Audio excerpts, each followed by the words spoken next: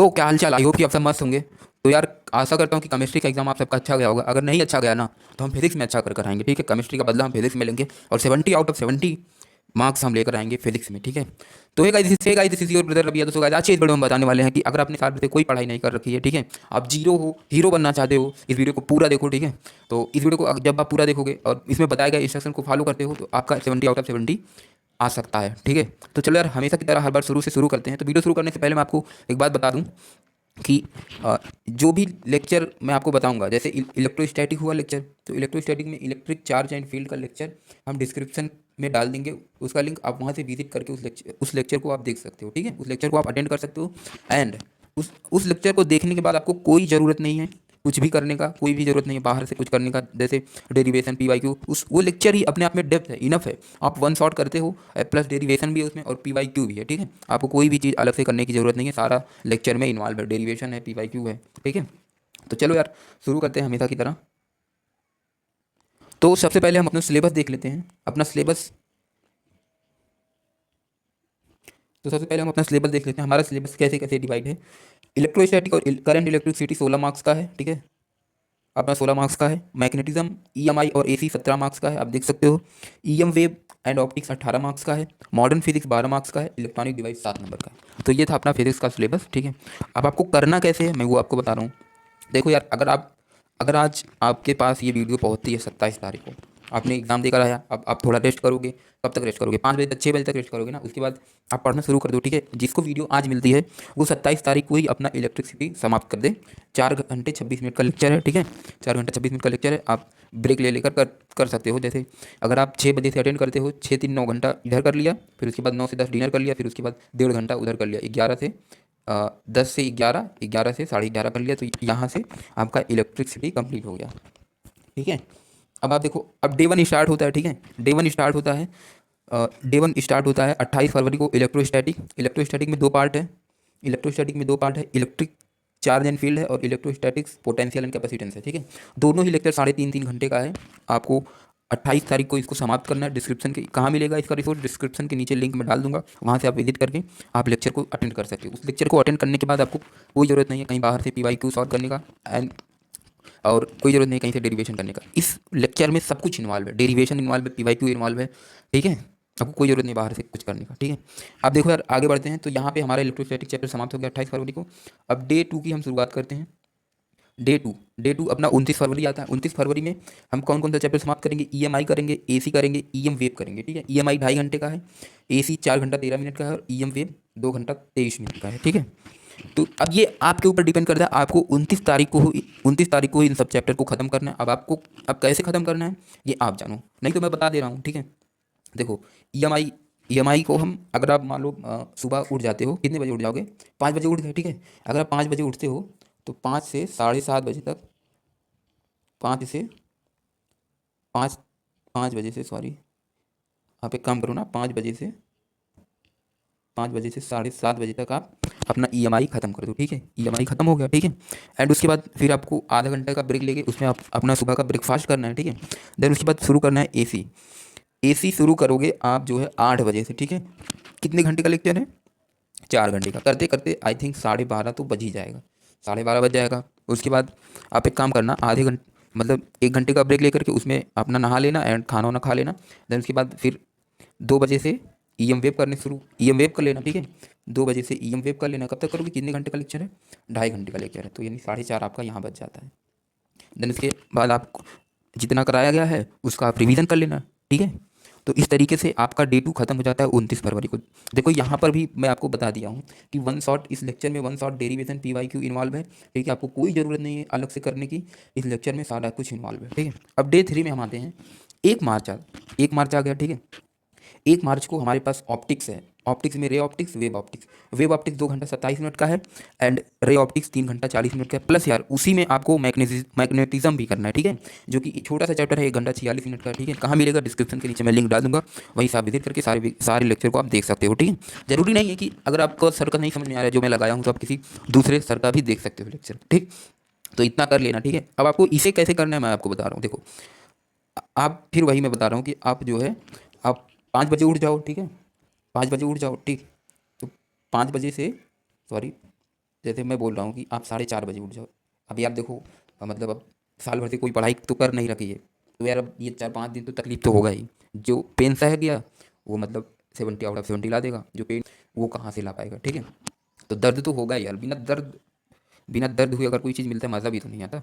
At least आप अपने आप को पेन दो, ठीक है। अपने आप को, अगर आपने साल भर से कोई पढ़ाई नहीं कर रखी है, 5 दिन लग जाओ, दिल दिमाग से सारी चीज़ को साइड में कर दो, ठीक है। दिल दिमाग से लग जाओ, एकदम पढ़ाई में जुट जाओ। बोर्ड बोर्ड है, अगर आपका इसमें 75% नहीं आया ना तो आप जेई में बैठ नहीं पाओगे, ठीक है। जो लोग जेई एस्पेरेंट होंगे, तो यार देखो, वैसे भी अगर आप जेई एस्पेरेंट हो तो साल भर से तो पढ़ते ही आ रहे हो, ठीक है। तो कोई दिक्कत नहीं, आप लोग तो कर ही ले जाओगे, ठीक है। JEE aspirant, we know the JEE aspirant the power. तो यार देखो, आपको करना क्या है, आप जो है वेब ऑप्टिक्स उठाओ, ठीक है। वेब ऑप्टिक्स आपने उठाया, आप 4:30 बजे उठ जाओ। 4:30 बजे जैसे उठोगे, आधा घंटा आपको तैयार होने में लगेगा, ताकि आप अच्छे से पढ़ सको, ठीक है। मतलब फ्रेश फ्रेश होना होगा, बाथरूम जाना है, कहाँ जाना है, ठीक है। तो आप 5 बजे से 7:30 बजे तक वेब ऑप्टिक्स खत्म कर दो, ठीक है। उसके बाद आप क्या करो, आप अपना ब्रेकफास्ट लो, ठीक है। 30 मिनट का ब्रेकफास्ट लेना। उसके बाद बज जाएगा 8 बज जाएगा, ठीक है। 8 बजने के बाद आपको क्या करना है, 8 बजने के बाद आपको फिर मैग्नेटिज्म उठा लेना है। 1 घंटा 46 मिनट का है, तो यानी 10 तो बज ही जाएगा। 8 बजे से 10 बजे तक आप मैग्नेटिज्म खत्म कर दोगे, ठीक है। तो अब बता रहे ऑप्टिक्स 10 बजे तक आप, उसके बाद अपना दोपहर का खाना खा लो, ठीक है। फ्रेश हो लो, नहा लो, एंड उसके बाद आप क्या करो, उसके बाद आप बैठ जाओ। ये सब करते करते आपको 11 बज जाएगा। 11 बजे से अ, यानी आपको रे ऑप्टिक्स करने में 3 घंटा 40 मिनट लगने वाला है। तो अगर आप 11 बजे से बैठते हो तो 2:30 बजे तक आप रे ऑप्टिक्स आपका 2:30 बजे तक खत्म हो जाएगा। तो इसी तरीके से अपना तो इसी तरीके से अपना डे 3 का प्लान खत्म होता है, ठीक है। 1 मार्च हो गया। इसी तरीके से अपना डे 3 खत्म होता है, ठीक है। इसी तरीके से अपना डे 3 खत्म होता है, 1 मार्च हो गया। और अपना ऑप्टिक्स और मैग्नेटिज्म भी खत्म हो गया। अब देखो, अब डे 4 में आते हैं। 2 मार्च हो गया ना, 2 मार्च हो गया। तो 2 मार्च को अपना डे 4 शुरू होता है, ठीक है। अब वही हाल यहाँ पर देखो, बहुत ही कॉम्प्लिकेटेड है यार, थोड़ा सा मतलब आपको कष्ट तो सहना ही पड़ेगा। मॉडर्न फिजिक्स आप शुरू करोगे, ठीक है। मॉडर्न फिजिक्स कैसे आप शुरू करोगे, मॉडर्न फिजिक्स मैं बताता हूँ, देखो, सॉरी। मॉडर्न फिजिक्स में जो ये नहीं है, matters wave and photo electric, ठीक है। आप इसमें भी अगर आप उठ जाते हो, 3 घंटे का है, ठीक है। Matters wave photo electric effect 3 घंटे का है। तो अगर आप 5 बजे से शिफ्ट करते हो, 5 बजे से बैठते हो, बहुत लगेगा, 8:30 बजे तक आपका क्या खत्म हो जाएगा, 8:30 बजे तक ये matter wave and photo electric effect 8:30 बजे तक खत्म हो जाएगा। उसके बाद आप आधा घंटे का ब्रेक लेना, 30 मिनट का ब्रेक लेना, ठीक है। 30 मिनट का ब्रेक लेने के बाद आप क्या करोगे, आप अपना नाश्ता करोगे। 9 बज जाएगा, ठीक है। 9 बज जाएगा तो आप 9 बजे से एटम्स चैप्टर को उठा लेना, ठीक है। इस चैप्टर को उठा लोगे, एटम्स चैप्टर को आप उठा लोगे। 9 9 बजे से एटम्स चैप्टर को उठाया, 9 बजे से एटम्स चैप्टर को उठा लिया, एंड 10:30 तक एटम चैप्टर को निपटा दिया, ठीक है। 10:30 तक निपटा दिया। उसके बाद आप 1 घंटे का ब्रेक लो। 1 घंटे का ब्रेक लेने के बाद आप उसमें अपना खाना वाना खा लो अच्छे से, एंड उसके बाद बहुत करोगे, 11:30 बज जाएगा, ठीक है। खाना वाना खाते अगर 10:30 बजे तक आपका जो है एटम खत्म होता है, तो 1 घंटे का ब्रेक लोगे तो 11:30 हो जाएगा। 11:30 से आप फिर बैठ जाओ। 11:30 से जब आप बैठोगे ना, तो 11:30 से आप बैठो, 11:30 से आप बैठो, एंड आप जो है कौन सा चीज़ खत्म करोगे, आप सेमी कंडक्टर को खत्म कर दो। 2 घंटा 16 मिनट का है, तो अगर आप 11:30 से बैठते हो तो आप मैक्स टू मैक्स जो है 2 बजे तक आपका फिनिश हो जाएगा, ठीक है। 2 बजे तक आपका सेमी कंडक्टर फिनिश हो जाएगा। उसके बाद आपका बताया न्यूक्लियाई, फिर आप 1 घंटे का ब्रेक लो, 3 बज जाएगा। 3 बज जाएगा ना, 3 बजने के बाद आप क्या करो, आप 1 घंटे का ब्रेक ले लिया, 3 भी बज गया। उसके बाद आप न्यूक्लियाई को ख़त्म कर दो, ठीक है। न्यूक्लियाई को ख़त्म कर दो, 3 बजे से शुरू करो, 3 से 4, 5 बजे तक आपका न्यूक्लियाई भी खत्म हो जाएगा, ठीक है। इसी तरीके से आपका फिजिक्स का सिलेबस भी कंप्लीट हो जाएगा, ठीक है। यानी कितने मार्च का हमारा फिजिक्स का सिलेबस कंप्लीट हुआ, 2 मार्च को अपने पास अपना फिजिक्स का सिलेबस कंप्लीट हो गया, 2 मार्च को। तो अभी अपने पास 3 मार्च बच रहा है। 3 मार्च को हम सिंपल पेपर को सॉल्व करेंगे, ठीक है। हम ले लेंगे चारों को, हम मतलब अच्छे तरीके से सॉल्व करेंगे। जैसे देखो, आप एक एक सिंपल पेपर आप मॉर्निंग में निपटा दो, ठीक है। देखो, सबसे पहले मैं आपको बता देता हूँ, अगर आप 5 बजे फुर्सत मिली ना आपको, तो 5 बजे फुर्सत मिली, जितना आपने पढ़ा है मॉडर्न फिजिक्स, एंड जितना आपने पढ़ा है, क्या क्या पढ़ा है मॉडर्न फिजिक्स में, आपने जितना सारा सब कुछ पढ़ा है, सेमी कंडक्टर हुआ और मॉडर्न फिजिक्स में जितना सारा सब कुछ पढ़ा है, एक बार गो थ्रू कर लेना, ठीक है। गो थ्रू कर लेना, एंड उसके बाद उसके बाद आप PYQ सॉल्व कर लेना, ठीक है। एंड उसके बाद अगले दिन जब आप 11 बजे सोओगे, 5 बजे उठोगे, वो तो आपके ऊपर डिपेंड है। तो आप फिर मॉर्निंग टाइम में, जैसे 5 बजे से जो भी आपका टाइम हो, जैसा भी आपको लगे, जिसमें भी आप कंफर्टेबल हो, उसमें आप मॉर्निंग टाइम में, मान के चलो आप 5 बजे से बैठते हो, 8 बजे तक एक सिंपल पेपर सॉल्व कर लिया, ठीक है।